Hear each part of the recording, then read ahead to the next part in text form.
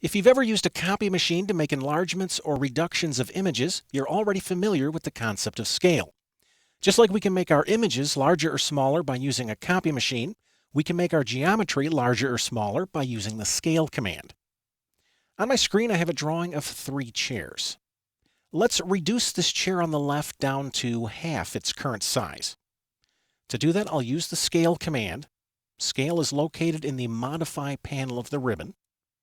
After I launch the command, I'll select the objects I'd like to resize, and then I'll right-click.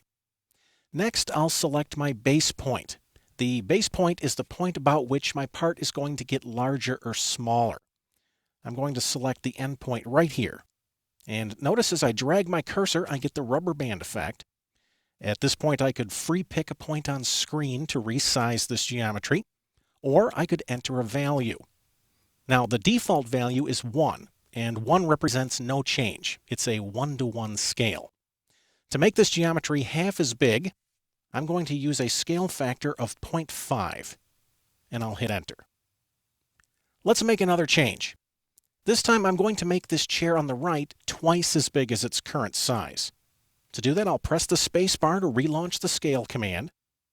I will then select the objects I'd like to resize and right-click. Then I'll choose my base point. I'm going to select the end point right here this time. Notice that the base point is the only part of the object that doesn't move.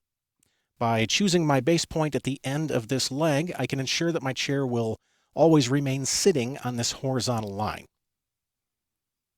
Now, to make this chair twice as big, I'm going to use a scale factor of 2, and I'll hit enter. As you can see, the scale command can make quick work out of design changes. The scale command also comes in handy if we have trouble with our drawing units. Let's look at an example. I'm going to close this drawing. I won't save changes. And then I'll move up and click the Open icon. We'll look inside the Exercise Files folder, and it will go inside the Chapter 9 directory. And I'd like to open these 2 drawings. I'll select Racket, and then I'll hold my Shift key, and I'll select Court, and then I'll click Open. This opens both drawings in my interface. And now that they're both open, I'd like to view them side by side. To do that, I'll click the View tab, then I'll come down to the Windows panel, and I'll select Tile Vertically. All right, let's clean up our screen a little bit. Currently, the focus is on this drawing on the left, so I'm going to pan this over and center it a little bit better. Then I'll click in this window to put the focus over here. I'll zoom out a little bit, and I'll pan this drawing over.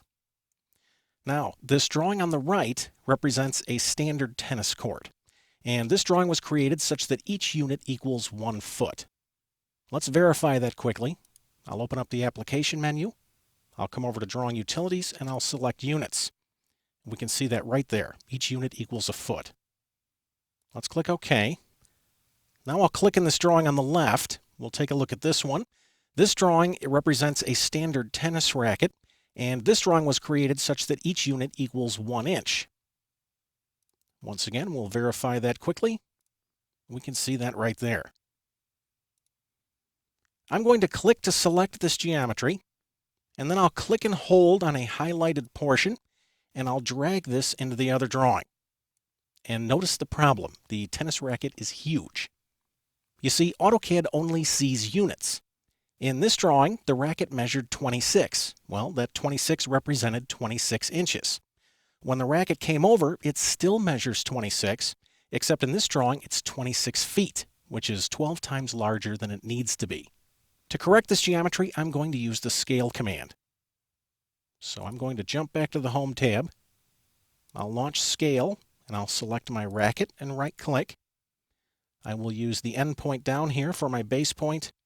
And for my scale factor, I'm going to type 1/12, and I'll hit enter.